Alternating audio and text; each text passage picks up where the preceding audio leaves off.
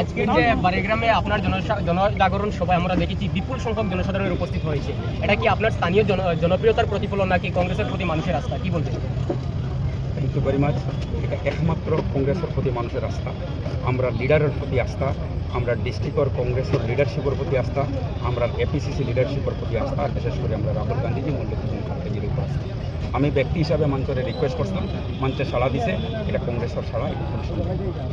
কংগ্রেস দল যদি আপনাকে দক্ষিণ করিমগঞ্জ সমষ্টিতে টিকিট প্রদান না করে, তাহলে আপনি স্বতন্ত্রভাবে আপনি কি প্রতিদ্বন্দ্বিতা করবেন নাকি দলের সিদ্ধান্তকে চূড়ান্ত মনে করবেন, কি বলবেন? আমি টিকিট দিলেও কংগ্রেস, না দিলেও কংগ্রেস। প্রতিদ্বন্দ্বিতা করবেন আপনি? টিকিট দিলেও আমি কংগ্রেস, না দিলেও আমি কংগ্রেস। আজকে আপনি এই জনজাগরণ সভা থেকে দক্ষিণ করিমগঞ্জ সমষ্টিবাসীর উদ্দেশ্যে কি বলবেন?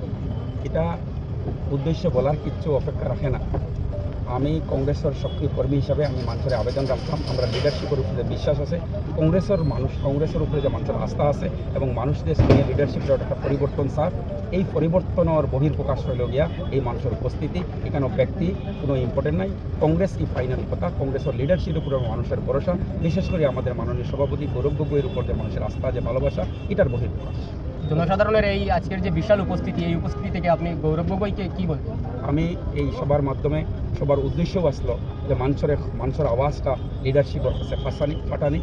মানুষে আপনাদের তোতে মাননীয় সভাপতি গৌরব গগৈ, সাবেক সভাপতি ভূপেন বরাজি, আমরা লিডার সিএলপি দেবভূত শেখ সাহেব সবরে, আর ডিসিসি কংগ্রেসের সবরে আমরা ওটাও কইতাম চাইয়া যে মানুষের আওয়াজটা আপনারা শুনবা, এটা ইম্পর্টেন্স দেখবা, দিলে দলর লাভ হইব এবং মানুষের কনফিডেন্স যেটা আছে এটা আরও গ্রো হইব। আমরা দেখেছি এখানে বিপুল সংখ্যক জনসাধারণ উপস্থিত ছিলেন, এদের কাছ থেকে আপনি কতটুকু সাড়া পেয়েছেন?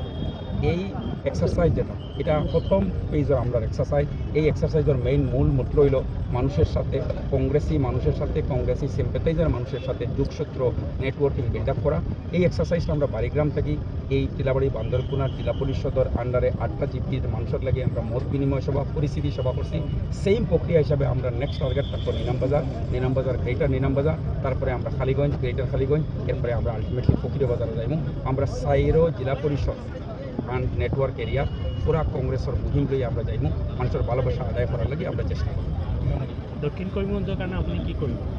দক্ষিণ করিমগঞ্জের মানুষে একটা পরিবর্তন চায়, আর এই পরিবর্তনের ইঙ্গিত আইছে দক্ষিণ করিমগঞ্জের মানুহে পরিবর্তন বিচাৰি আছে। কিহৰ কারণে বিচাৰি আছে? লিডাৰশ্বিপৰ ওপৰত আস্থা আহিছে।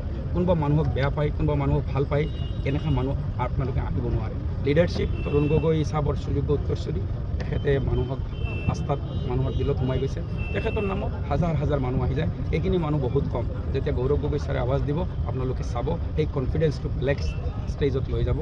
এইখিনি আমি ক'বৰ কাৰণে মানুহক ইয়াত পাৰিছিলোঁ, ৰিকুৱেষ্ট কৰিছোঁ। লিডাৰশ্বিপে ডেফিনেটলি ইয়াৰ ওপৰত কনচিডাৰেশ্যন আনিব, এইটো আমাৰ কনফিডেন্স আছে। ভারতীয় জাতীয় কংগ্রেস জিন্দাবাদ, জিন্দাবাদ জিন্দাবাদ, জাতীয় কংগ্রেস জিন্দাবাদ, জিন্দাবাদ জিন্দাবাদ, জিন্দাবাদ, জিন্দাবাদ জিন্দাবাদ, জিন্দাবাদ, জিন্দাবাদ জিন্দাবাদ, জিন্দাবাদ, জিন্দাবাদ জিন্দাবাদ।